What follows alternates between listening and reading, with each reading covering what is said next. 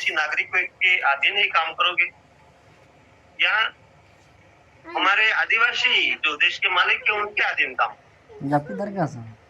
होता ही है कि जहाँ हम सब जानते हैं कि एमपी एमएलए बनते हैं वो विदेशी जो इमिग्रेट पीपल है, विदेशी नागरिक है, उनके अधीन रहकर काम करते हैं।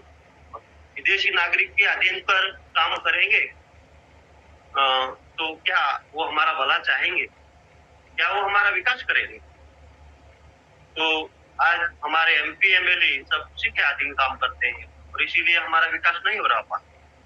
और कहते हैं आज भी प्रचार हो रहा है तो कहते हैं देखो देखो कौन आया, शेर आया, शेर आया। कोई नेता निकलता है तो ऐसा कहते हैं, और हमारे नेता लोग भी शेर की तरह गाड़ी में बैठता है और जुलूस निकालता है, मगर जंगल में शेर कभी वोटों के दम पर जंगल का राजा नहीं बनता। उसी तरह जो शेर होता है वह जंगल में अपने दम पर राजा बनता है। वही वोटों के दम पर हमारे एमपी एमएलए शेर बनने जाते हैं और हमारा जो हक अधिकार वो दिलवाने जाते हैं, तो कैसे दे सकते हैं? नहीं दे सकते। हमारे जो पढ़े लिखे आदिवासी है आज इसी पार्टियों के पीछे, मतलब जो इलेक्शन है, इलेक्शन लड़ने जाते हैं, धर्मवाद, पार्टीवाद, संगठनवाद, उन्हीं के लिए संघर्ष कर रहे हैं। और कभी कभी तो ऐसा भी होता है कि इसी बात पर, कभी कभी नहीं होता ही रहता है कि हमारे इसी बात पर हमारे भाइयों से ही दुश्मनी मोड़ लेते हैं और उसके लिए हाथ में हथियार लिए घूमता है। मगर उन लोगों को हम ये कहना चाहते हैं कि, और सभी जो पार्टीवाद को जो फॉलो कर रहे हैं उन सभी को कहते हैं कि हम क्या हमारे पूर्वजों को याद करो। हमारे पूर्वज क्या पार्टी के लिए लड़ रहे थे? क्या हमारे पूर्वज धर्म के लिए लड़ रहे थे? क्या हमारे पूर्वज अपने जात भाइयों के दुश्मन बन रहे थे?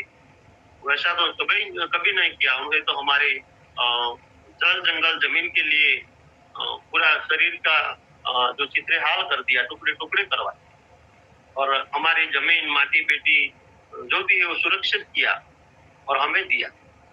लेकिन दुख की बात तो ये है, हम उनको ये पूछते हैं कि हमारे पूर्वजों को याद करो, हमारा पूर्वज किस तरह लड़े थे।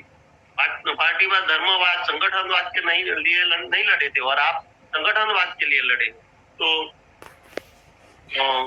पूर्वजों की बात याद करो और इसके तहत काम करो। और दुख की बात तो ये होती है कि हमारे जो पढ़े लिखे आदिवासी है उनको हमारे पूर्वजों का नाम तक भी याद नहीं। तो इन नाम बोलने का कहते हैं तो नहीं बोल पाते। और देखिए अभी अभी बिरसा मुंडा दादा की जो दिन में कुछ जो रैलियां निकालते हैं उसको माला पहनाते हैं, आदि करता है तो उसका नाम ले पाते हैं, बाकी तो नाम भी उनको पता नहीं। तो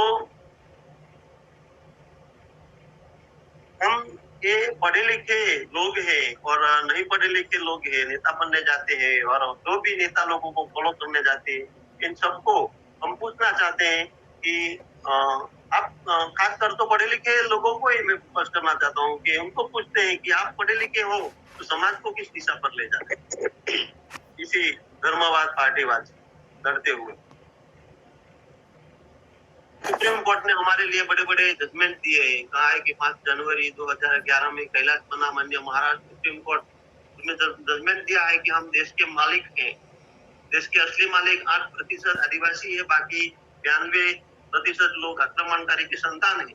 11 जुलाई 1997 में भी जनता जजमेंट सुप्रीम कोर्ट में बोला है कि 5वीं और 6वीं अनुसूची विस्तार में केंद्र सरकार और राज्य सरकार की 1 इंच भी जमीन नहीं।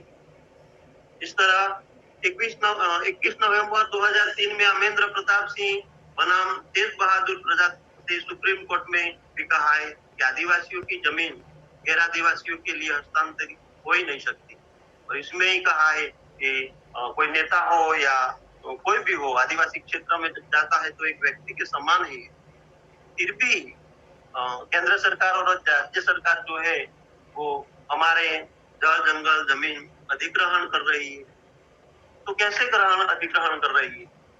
5वीं अनुसूची में आदिवासियों की जमीन 1 इंच भी नहीं है तो भी सरकार ये जल जंगल जमीन ले रही है। कैसे ले रही है?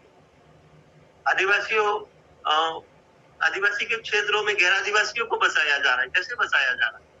केंद्र सरकार और राज्य सरकार के पास हमारी सब जमीन कैसे चली जाती है? ये सुप्रीम कोर्ट का जजमेंट है, फिर भी ये हो रहा है।